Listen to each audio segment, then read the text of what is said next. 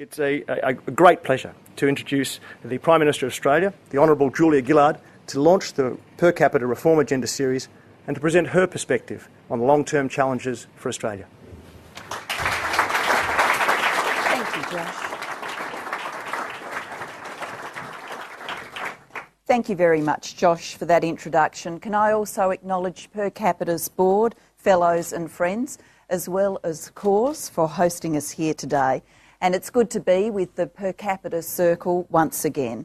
And here with all of you, I would like to pay a particular tribute to the work of David Hetherington, his thoughtful, progressive leadership, which has driven Per Capita's growing success for 4 years now. In 2007, in your post-election memo to a progressive Prime Minister, you reminded us successful government demands strategic vision, policy experimentation, embrace of risk, and most importantly, an articulation of values. And in 2010, you wrote to me, and you said, a successful government delivers a small number of outstanding reforms each term. If you are able to kickstart productivity, unlock hard and soft infrastructure investment, and put a price on carbon, you will have played your part in a proud Australian tradition of progressive reform. Good advice at the time, and a year on from the election, a measure I'm happy to be tested against. Because we've achieved agreement for a carbon price to cut carbon pollution and build a clean energy economy. Inked a once-in-a-generation reform to health financing, unlocking the quintessential soft infrastructure investment. Passed the flood levy to pay for rebuilding the nation's devastated hard infrastructure. And the long-term push to get productivity growth going again is informing every area of reform. From cutting taxes on low-paid workers and improving training and incentive to get into work, integrating enduring labour values and the economy's contemporary needs, through to the structural separation of Telstra, a real white whale which has escaped many reformers' harpoon in the past. And we're doing what needs to be done, a good solution, a regional solution to the difficult problem of people smuggling. So, David, if you're adding a 1-year report card to your memo, I'm sure you'll be kind. But the real test for government is not resolving issues on our to-do list or getting good reviews from commentators. I don't seek elegant policy solutions for their own sake. I seek better Australian lives. And I also seek to make enduring changes, changes which will command the support of the community as a whole in the years to come. So for policy to make a difference now and for it to endure for the future, it must be grounded in a deep and sympathetic appreciation of the way our people live. That's why the reform agenda for the government I lead is alert to the hope, but also the uncertainty felt by many Australians about the course of future events. We know the fundamentals of the Australian economy are strong, very strong. The Treasurer made some similar observations when he spoke at Per Capita following this year's budget. Growing employment, low inflation, interest rates still well below those when we came to office 4 years ago. Low public debt, a stable and liquid financial sector, $1.3 trillion under management in our super funds, a strong pipeline of mining investment. And we're in the right part of the world at the right time. Ours is an advanced and educated economy at the outset of a new Asia-Pacific century, poised for long-term prosperity through trade with the new Asia-Pacific middle class. The long-term story is one of long-term strength, and I believe Australians know this, but we are not immune to the uncertainties and risk in the global outlook. There are patchwork pressures in our own economy. The natural disasters of the summer have cost us more than we anticipated, even in their immediate aftermath. Australians sense these things too and are making adjustments in their own behaviour. After the global financial crisis, there is a new understanding of economic fragility. If we dodged a bullet in the GFC, perhaps it's no surprise that when a car backfires, people duck. As the real economy globalises, so do economic and political sentiment. We can see these similar trends, indeed more sharply expressed, in the English-speaking world in Southern Europe and elsewhere. And while the fundamentals of the economy remain strong, it's also clear that things aren't the way they were in the 2000s. In the last decade, personal debt rose as people spent more than they earned, but enjoyed the lifestyle benefits. We had a long period of rising asset prices and rising superannuation returns. 10 budgets in a row, starting in 2001, cut income tax. In the last term of the former government, revenues were so high and grew so fast that the Commonwealth Treasury had its own group who joked their job was, as the budget was put to bed, to find a way to dump out the cash and keep the surplus down. Well, no more. Decades of reform and a well-managed stimulus did mean no descent into recession, but with that, no soft gains in recovery either. Utility bills are the new petrol prices. Decades of infrastructure underinvestment deliver not just the reality of increased costs, but sticker shock, which many suggest is having a disproportionate impact on sentiment and behaviour. Australians are conscious of the importance of China's demand for our resources and concerned about the malaise of the American economy. They understand that our strong dollar is truly a mixed blessing, both a reflection of strength and a cost to many sectors. And from the cabinet table to the kitchen table, fiscal consolidation is the order of the day. This economic story, rich in opportunity, complex in detail, promising for the long term, challenging in the present, is of a piece with Australians' wider experience of our times. Consider our national security. We have a continent for a nation with an enviable diplomatic and military strength in a strong alliance with the strongest democracy. But we recognise the new threats of terrorism, rogue states and cyber attack, while the old threat, nation-state rivalry, never went away. And it's rightly sobering to the national mood when Australians are dying for us in uniform overseas.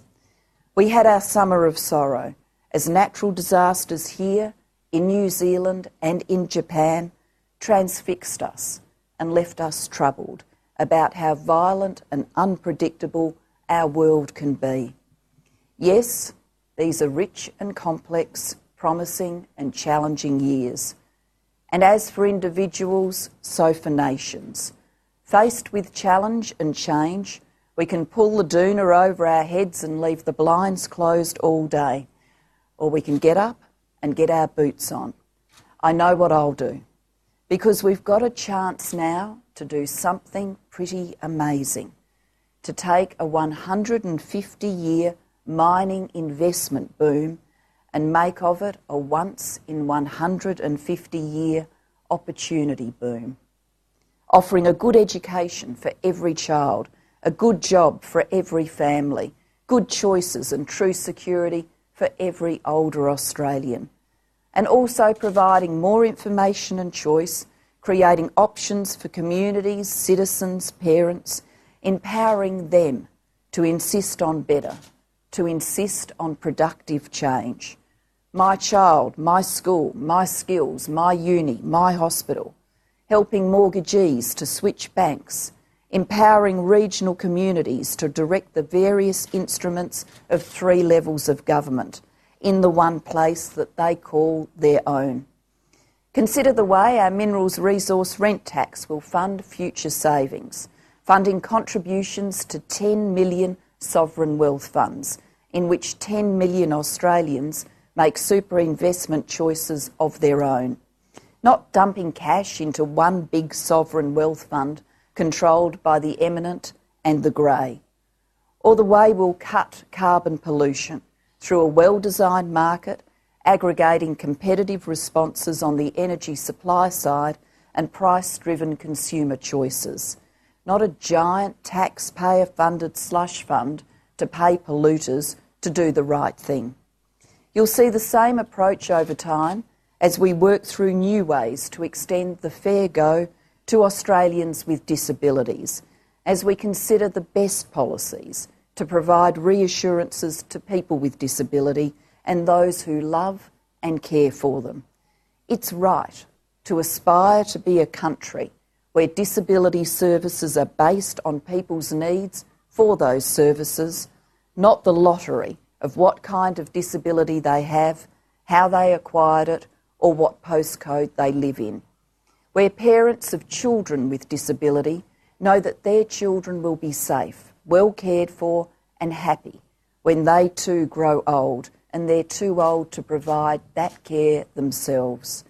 And when Australians with disabilities have good choices in their own hands, taking away the barriers to finding work, to being involved and active in their communities. I believe seizing opportunity and offering choice lies at the heart of progressive responses to the emerging social reality of having two senior generations. The ageing of our population is a big new change all over the developed world, and I want to discuss it in some length, in some detail today. A cause for uncertainty. People see it in their own lives and they know in part what it means for them. But at the same time, they wonder, what does it mean for the nation? And it's an issue people can identify with, and they do nominate it as a big challenge when asked. Not least because Australia's former Conservative government saw and said that this, the ageing of our society, was a problem. Now, I don't think the burden theory of ageing is right at all, nor do I think we have a problem of too many old people or a solution which lies somewhere in the population policy menu.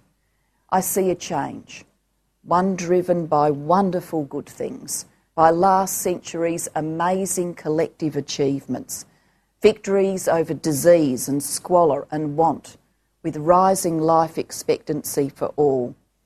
People are living longer than ever before. When Australian Labor introduced the age pension, and I won't tell you what the Conservatives said about the age pension in 1909, but I'll give you a hint. It started with an N and it rhymed with go. I'll let you work that out yourselves. But when we sought to introduce the age pension and succeeded in doing so, when Australian Labor introduced it, life expectancy was 57 years, lower than the age at which you qualified for the pension at 65. In the century since, life expectancy has gone up 20 years. Now, we've heard that so often. It's so familiar to us, we race over the thought. So for a moment, pause and think about it in your own life. 20 more years to live. All the books you can read, the time to teach nieces and nephews to sing or knit, the time to work with wood or to fish with the grandchildren, the extra day to reconcile with your partners or your friends or your parents, time to see the Bulldogs win another flag. Years of productive work, years of volunteering and caring, learning and leisure, and years with loved ones too. It's an incredible change when you think about it. Longer lives, more older Australians, this will never be a bad thing to me. And as people live longer, we'll have two senior generations. A new group of people are retiring while the already retired are living longer. Over the next 40 years, the over 65 population goes from 1 in 6 Australians to 1 in 4. A big change in our lives. But the over 85 population will go from 1 in 200 Australians to 1 in 20. Almost a new way of living. For now, those two senior generations in practice are the parents of the baby boomers and the boomers themselves. Think of the 90-year-old woman with the 65-year-old son. And that younger senior generation is the healthiest, best resourced and best educated to ever be in this position, to ever stop full-time work. For the first time, there'll be more part pensioners than pensioners by 2030, which tells us both what a significant shift there is to more affluent ageing, but also the limits of that shift. That private wealth will create new choices, while the state will retain a vital role in guaranteeing income and security for all. Not everyone will have a Winnebago or a trip around the world. Many will work hard. Some will share caring responsibilities for frail parents and young grandchildren at the same time. We will not do away with hard times or the long responsibilities of life, but ageing will change. And the baby boomers do bridge a historic change in human life. Their grandparents were born in the 19th century and their grandchildren are born in the 21st. Even 15 years ago, retired Australians had lived through a period defined by depression and by war. Today, people are retiring whose life has been defined by post-war prosperity and the sexual revolution. They're going to want different things, not just security, they're going to want choice. They changed what it meant to be young, and they changed what it meant to form families and adult relationships, and they'll change what it means to be old in just the same way. These two senior generations are with us now. We are already living this way. It's a big change, based on good things we've done together, creating a new opportunity in turn. An opportunity to make choice and security the hallmarks of every older Australian's life, where individuals, couples, families will want new ways to make decisions for themselves, while no older Australian should be left behind.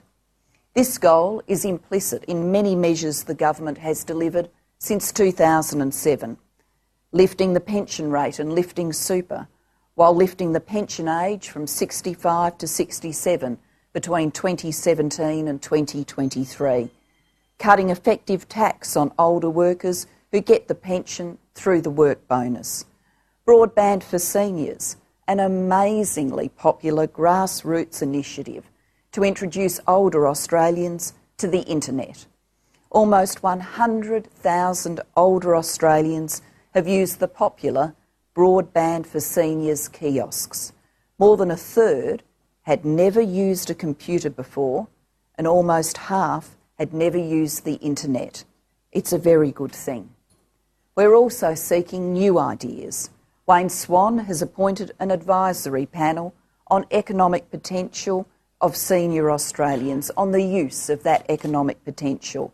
It's chaired by Everald Compton to push along solutions as well as to sell the benefits of seniors to employers, some of them sceptical. The panel will examine how we can best harness the life experiences and intellectual capital of the older members of our community. We need to look at our older Australians as an asset to be valued rather than as a problem to be solved. Next week, I'll release the Productivity Commission's final report on caring for older Australians. We ask the Commission to make recommendations, not with a view to the next 5 years, but the next 20, in one of the important areas that arises from two senior generations, caring for Australians as they age. What I want to emphasise as we begin that debate, not just the debate on the Productivity Commission's report, but the debate about the wider implications of our two senior generations, is the values the government will bring to judging proposals. Choice for each older Australian and security for all older Australians. New opportunities while no one is left behind. And we'll apply some practical principles to new ideas as well. First, older Australians have earned the right to be able to access the care and support that is appropriate to their needs when they need it. Second, our older Australians deserve greater choice and control over their care arrangements than the system currently gives them. And third, funding arrangements for the aged must be fair and they must be sustainable, both for older Australians themselves and for the broader community. I believe we can seize this opportunity of our ageing society, the new reality of the two senior generations, to build choice and security into the lives of every older Australian. I know we can do these things because we've done them before. I think of what Australians did together when we created the aged pension in 1909. The very meaning of ageing, what it meant to be older, changed. Changing how people felt about their own future by offering better standards of living, by offering freedom from want. I think of what Australians did together when we created universal superannuation in the 1980s. The very meaning of ageing changed again, changing how people prepared for their future by offering better standards of living again and by offering new choices as well. And I look forward to the things we will do together in coming years to seize the opportunity of the two senior generations. Years when what it means to age will change. As a generation retires which changed everything it touched, we can be sure that what it means to age will never be the same. Yes, we can also be sure that the values we share will be our guide, just as they've been through the great changes of the past. Opportunity for every older Australian. Choice for every older Australian. Security for every older Australian. And leaving no one behind. Thank you very much.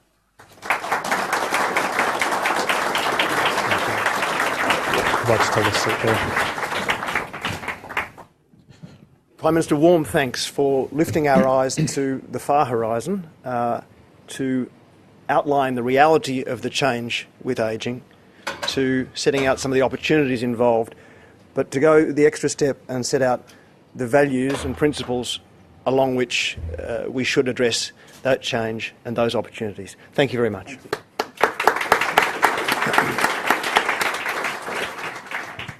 Prime Minister, thank you very much. I'm just charged with one warning, which I'm charged with being a bad cop here, and I will keep David honest. We hope to field questions at the end. If those questions are about short-term news issues, we'll take them on notice, but we do hope that we'll get issues and questions that are really long-term and strategic in their focus. And with that, my bad cop role is over. David, please.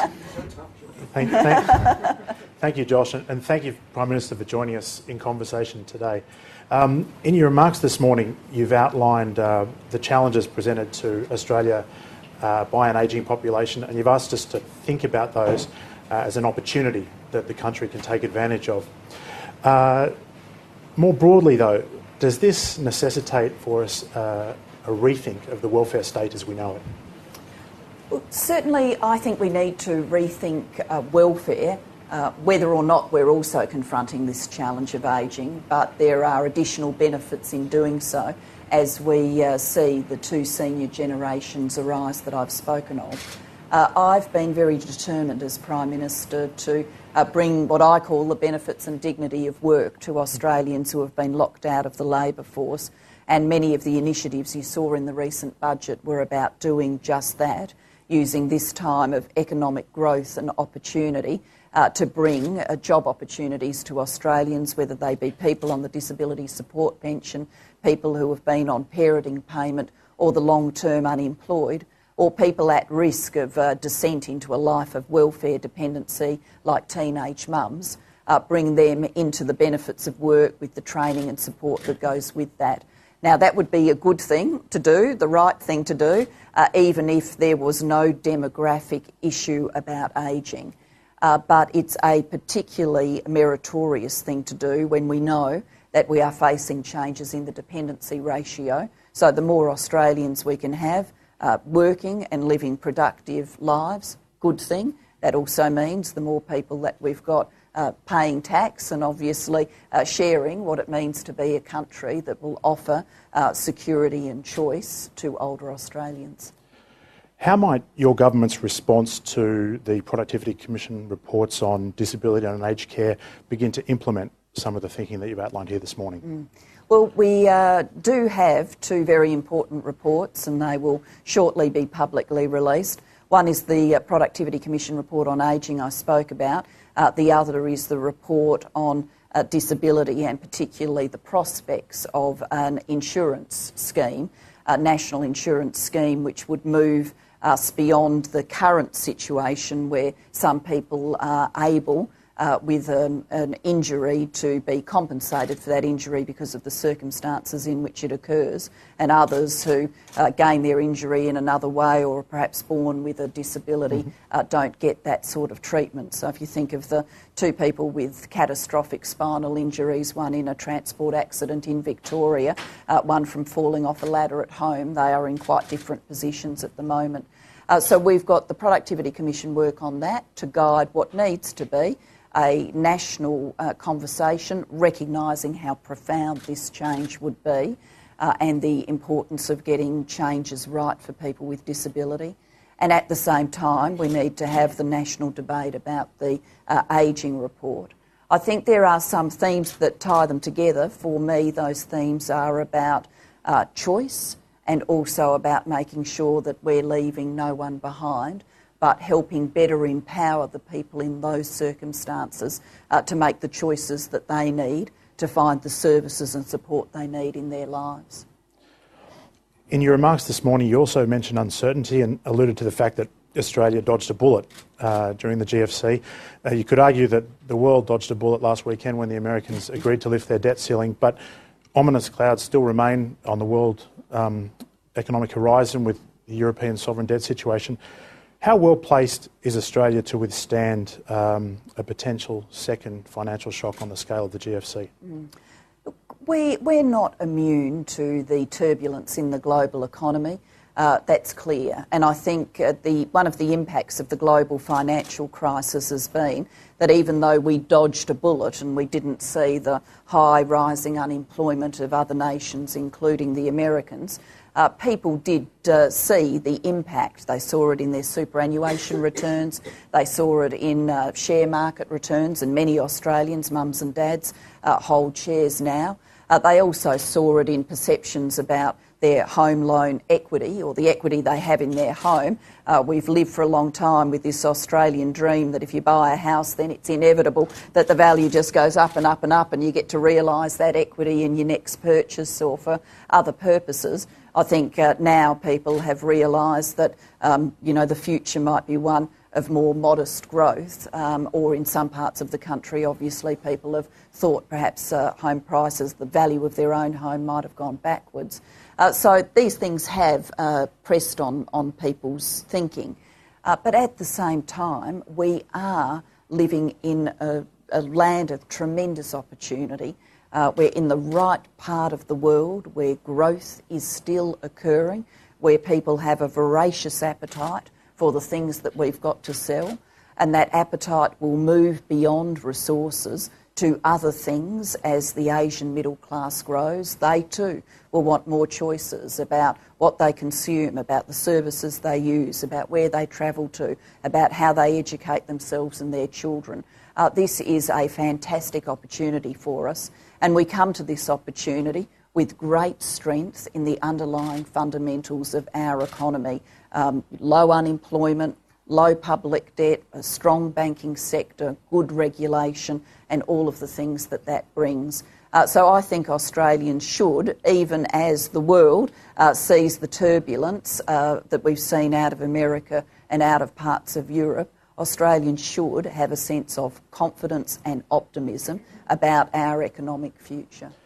You mentioned that we find ourselves in the right part of the world in economic terms, and if there is unrest in Europe and North America, we're at the edge of the turbulence. If there were a major economic slowdown in China, we might be in the path of the storm. Do you think at this point we have the breadth in our economy across sectors and beyond minerals to withstand a slowdown in the Chinese economy?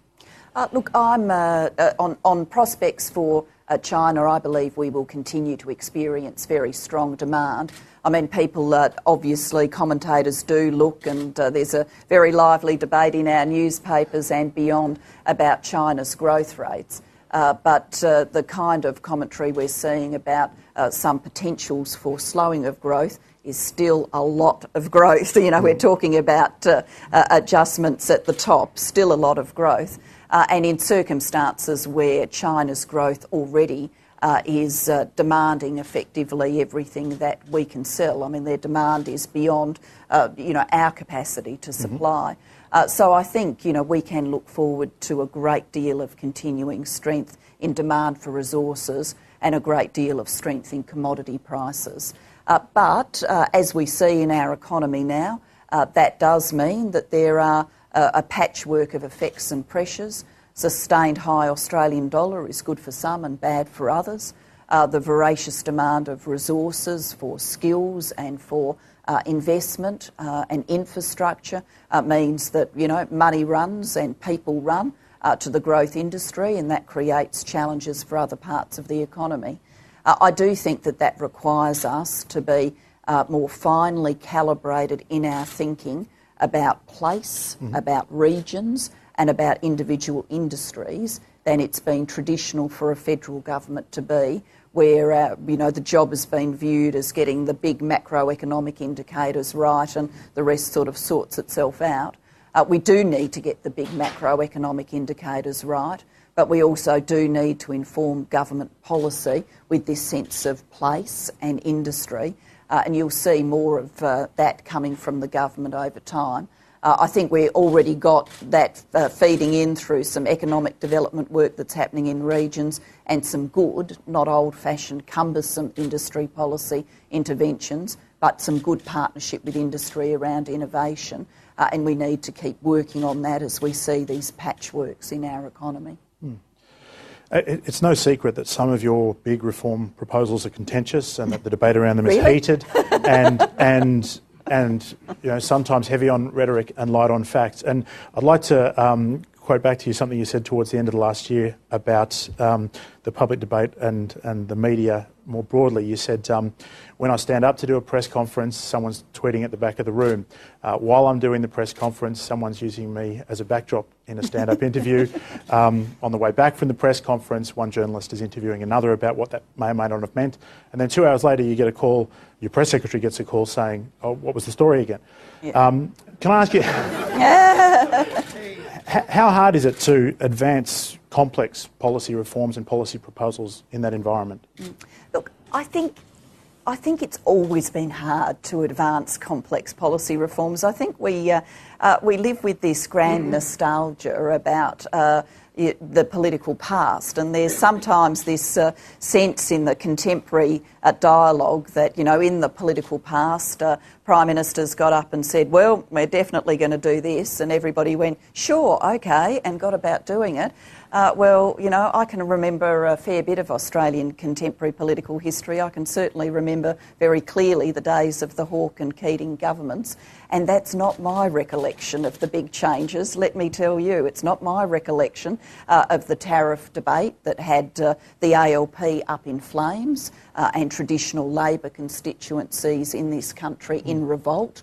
Because they were exactly the people who worked in the industries under pressure, textile, clothing, footwear, car manufacturing. I remember all of that. I remember the reactions to the Keating engagement with Asia, and indeed we saw some of those reactions play out in our contemporary politics of that day, and not happily, as people would recall. So sustaining big reform drives has always been hard. I think it's particularly, there are some new particular factors which might make it a bit harder than it's been in the past. There's the 24/7 restlessness of the political conversation, so it's harder to sustain a deep conversation. And then at the same time, there's a fracturing about where people get their information sources. So, you know, to take an example, in the days of tariff reform, people would have seen the Prime Minister and the Treasurer talk about that on the 6 o'clock news, and they could have sat there and one person in the household said, it's a good thing, that's going to change our economy and modernise it, and one person in the household say, that's a diabolically bad thing because it means Aunt Susie will lose her job, and the debate would happen. Now, because people get their information from so many places, it is possible for people to lock onto streams of information which just consistently serve them up the wrong stuff, which is why it is possible in America, so, you know, years after President Obama was elected, for there are Americans to believe that he wasn't born in America, because they consistently get their facts from a place that tells them that he's not American, and so it becomes reinforcing. And it's harder to get actual facts into the conversation. I think we see some evidence of that in some of our big national debates, including particularly the climate change debate. Now, politicians of all stripes will tell us that to prosper in the 21st century world, Australia must be a successful knowledge economy. Yet for a long time, over the last 15 years or so, public spending on universities and R&D had fallen as a share of GDP. Now, your government's turned that around somewhat in the last couple of budgets, but how much more work do we have to do there? Look, we've got continuing work to do, but I'm very pleased with not only the impacts of new resources, but of a profound reform agenda. I think actually the depth of the university reform agenda that we have put in place hasn't been appreciated yet. And I'm not surprised by that, because you put it in place and universities start adjusting, and it takes a while for people to see the impacts. But we've put universities fundamentally on a path to growth. We've created a demand-driven system, so it's not a question of a capped pool of places and kids lucky enough to get a place out of the cap. Places will follow student demand on a path to growth.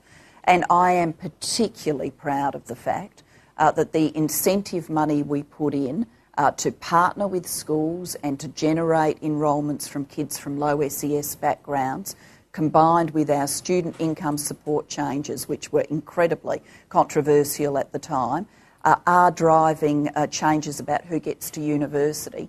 When I embarked on those reforms, I was told, you know, you can't change the prospect of poor kids getting into university because it all goes wrong for them back in kindy and school. And I acknowledge we've got to get kindy and school right, and we've got huge reforms agendas there. But I said, I think there are some things we can do. So we've dangled money in front of the smartest people in the nation, the people who work in universities, and we've said, if you can get poor kids into your university, you can have this money. And the smartest people in the nation have worked out how to do it.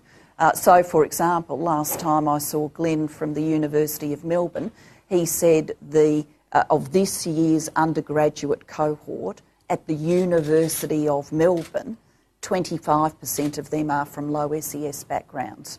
Now, people would have told you that wasn't possible. Prestige university, poor kids getting a go. Well, it is possible, and the uni reform agenda is making it possible. So, yes, there's more to do, but big changes are driving opportunity in our society. And, you know, I think Per Capita obviously spends a lot of its time thinking about the big picture challenges for the future. We spend a lot of our time doing it too. And it seems to me that and the things that I've spoken about today are good examples of the modern social democratic project, which is about spreading opportunity fairly and also sharing risk fairly. Just before we turn to the audience for a few questions, Prime Minister, to what extent do governments have a moral obligation, a moral responsibility perhaps, to limit inequality, even if that comes at the expense of some economic growth? I think we've certainly got a moral obligation to to make sure people don't get left behind, that there aren't people on the margins of our society with no hope and no prospects.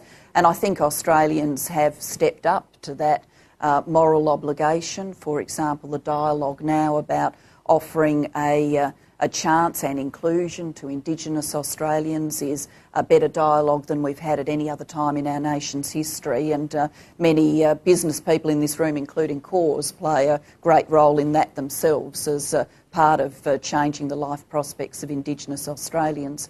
But I actually think we're in the happy situation where there's a virtuous circle here, where the right thing from your moral code is actually the right thing from your economic handbook.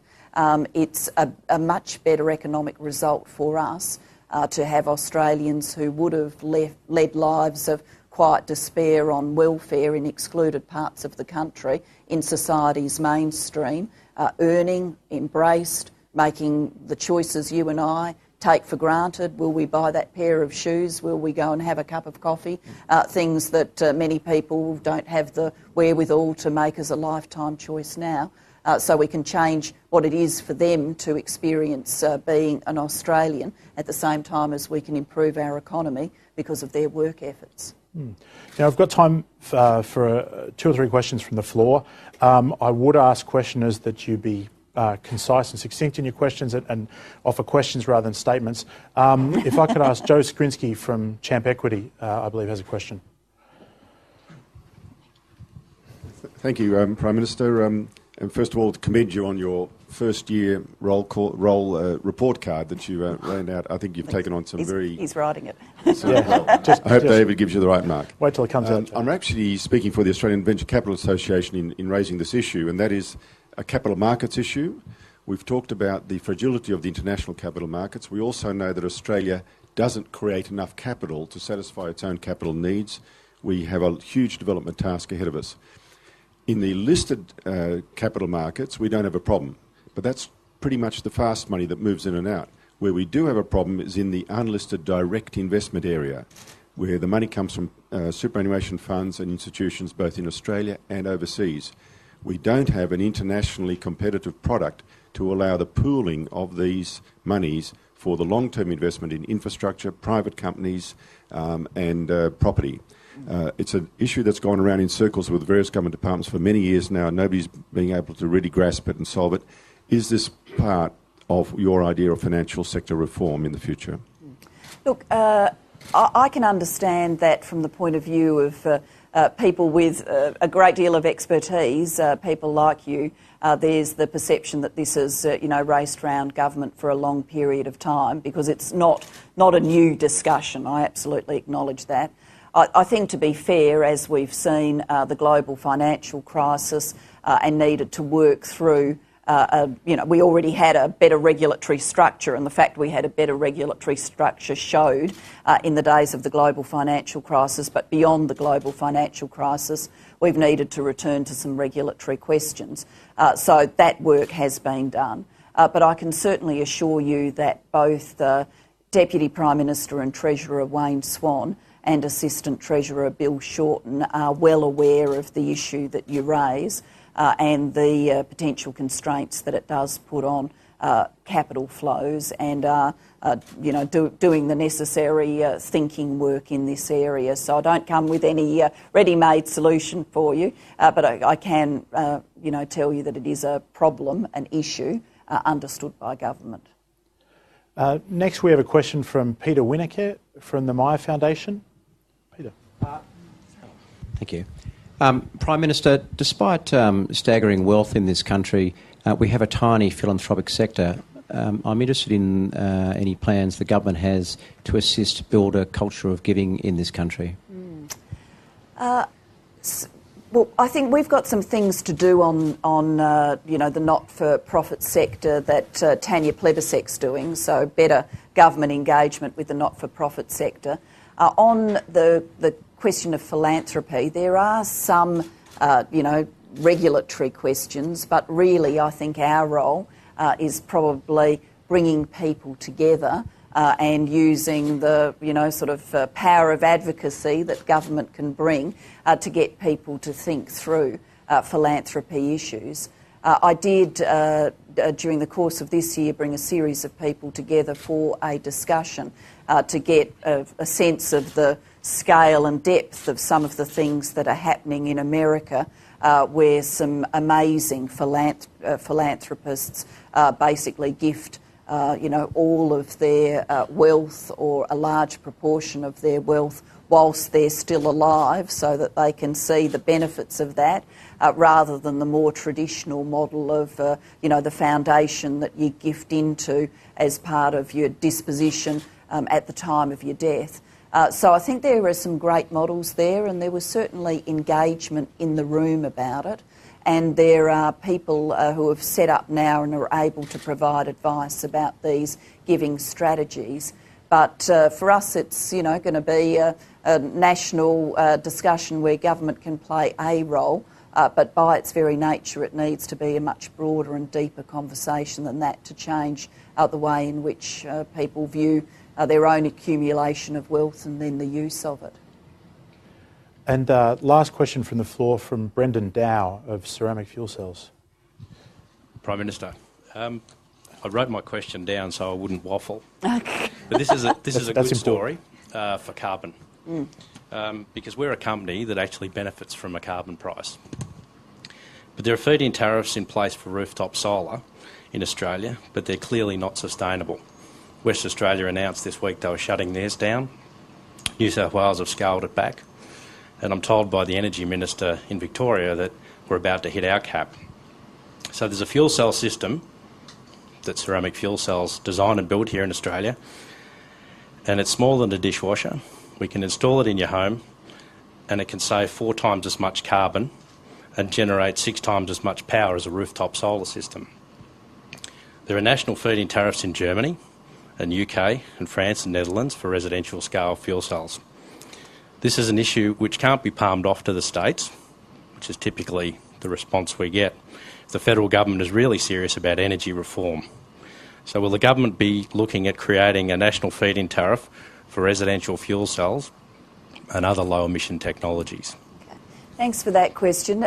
We are serious about a clean energy future, which is why, of course, we've pressed on with putting a price on carbon, and I continue to move around explaining what that means for Australians. And as David said, it's been a controversial debate, and it's going to continue to be a controversial debate as we legislate the scheme we announced through the Parliament during the remaining months of this year, and it comes into effect on the 1st of July next year. We've said, that's the sort of important project with the complementary measures that we've announced. I have received an energy efficiency report which invites government to canvass some broader questions, and obviously we'll have the internal discussions on that. But our focus will remain on delivering the carbon price package that we've announced. I believe that the importance of that is that it sends the right market signals in the most efficient way. And I think there is concern that there are schemes in existence that states have gone for that aren't compatible between states, they're not national, and have implied in them a far greater price per tonne for abatement than the carbon pricing scheme that will be in place nationally. So I can't give you the answer you probably want to hear, but we're serious about a clean energy future, and we believe carbon pricing is the best route to get there. Well, I'll use the privilege of the chair to ask the last question. Prime Minister, what are the ideas that you're passionate about that aren't currently part of the national public debate or aren't sufficiently prominent in that debate? Look, I think that the great delight of this position is that I do get the opportunity to inject a lot into our national conversations and shape the things that we're talking about. I believe that there's a lot that the government has done and that we are moving to with the release of the Productivity Commission reports. There's a lot there. When you look across it all, whether it's clean energy future, the productivity challenges, the participation challenges, they're about strengthening and modernising our economy. When you look at the suite of government issues, they're about extending opportunity, and we've talked about our university reforms, for example, there, and there are many others. So I think there are many important, detailed topics on the agenda. It's really about ensuring that the national debate works its way through them, not only on their own merits, but in a way that builds the connections.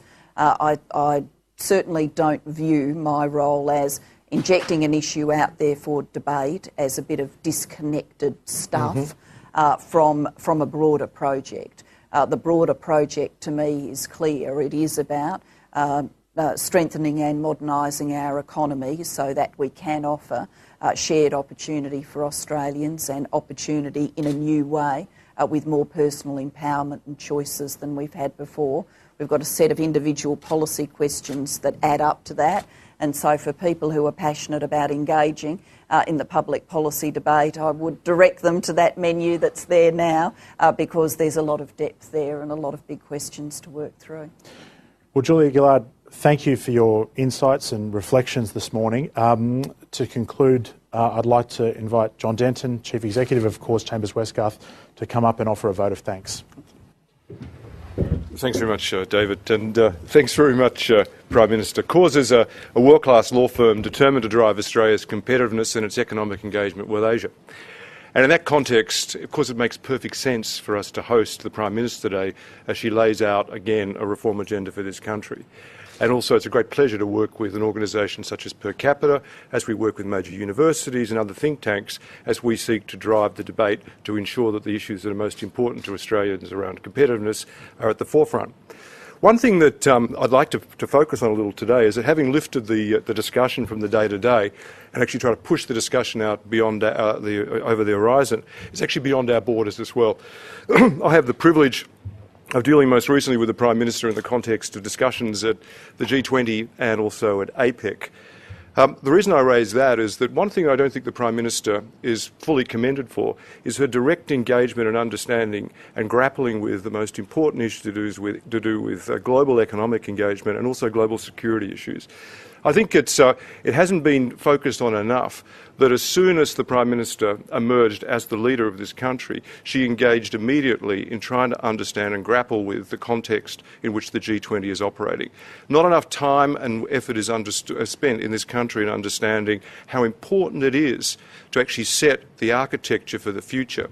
As the architecture was set around Bretton Woods, that the outcome of that served the nation and served the global community very, very well for 40 or 50 years. Such is the intensity that needs to be brought to the discussions at the G20. And can I say that the Prime Minister and Deputy Prime Minister have both done so and will continue to do so. The Prime Minister has also recognised the importance of ensuring that the region in which we operate in, which is the fastest growing region, the APEC region, is properly ambitious in its goals. And she has participated, particularly at last year's leaders' meeting, in the APEC process in Yokohama, in ensuring that the ambition of APEC was raised to the whole concept of regional economic integration. I don't think people realise yet how important that ambition will be for setting the architecture for this region as well. The other area on global security, the Prime Minister has pushed, and we will now see towards the end of this year, a reconstituted East Asia summit will bring in for the first time America and a couple of other critical players. But the reason that is so important, because we're going to talk about economic growth, we need to ensure that there's security stability as well. And the Prime Minister is rightly engaged in that, and actually we're rightly delivering that as an outcome for the global community, but also for Australia. The Prime Minister mentioned China, and earlier this year the Prime Minister made a timely and I think important visit to China. Well, one of the big issues that emerges from our understanding engagement with China is that I don't think we as a nation have yet grappled with the opportunities and implications of the dramatic rise in economic power and authority of China. I'd actually ask the Prime Minister to consider actually conducting and overseeing the creation of a white paper which will actually deal with that. And I think that white paper, if I may, should be led by Prime Minister and Cabinet, because it's not a foreign policy issue. This may well lead to some important thinking around structural implications for the Australian economy so that we can grapple with and actually take advantage of the opportunities as they emerge. So I commend that as a thought to the Prime Minister. I can also note that towards the end of this year the Prime Minister will assume the chair of the Commonwealth. The Commonwealth Heads of Government meeting will be the most important diplomatic meeting to take place in the Southern Hemisphere this year. The Prime Minister will emerge as the leader of that. And can I also ask her to think very seriously about how we can reform the Commonwealth to ensure that it continues to make sense. The Commonwealth makes sense in two areas: business-to-business relations, because it links up Australia, for example, with India and with Africa, both very important areas for us, and on people-to-people, which it does through the Commonwealth Games. Those are the two areas that are most important. If we can work to restructure the Commonwealth to actually ensure that those two areas are front and centre, and if the Prime Minister could lead that, we will end up with a very successful Commonwealth Heads of Government meeting. Prime Minister, thank you very much for your time today. I commend you for the fortitude that you have, and I also always try to look at the shoe leather, but there's still some there. So good luck, and thank you very much again. And to Per Capita, thank you.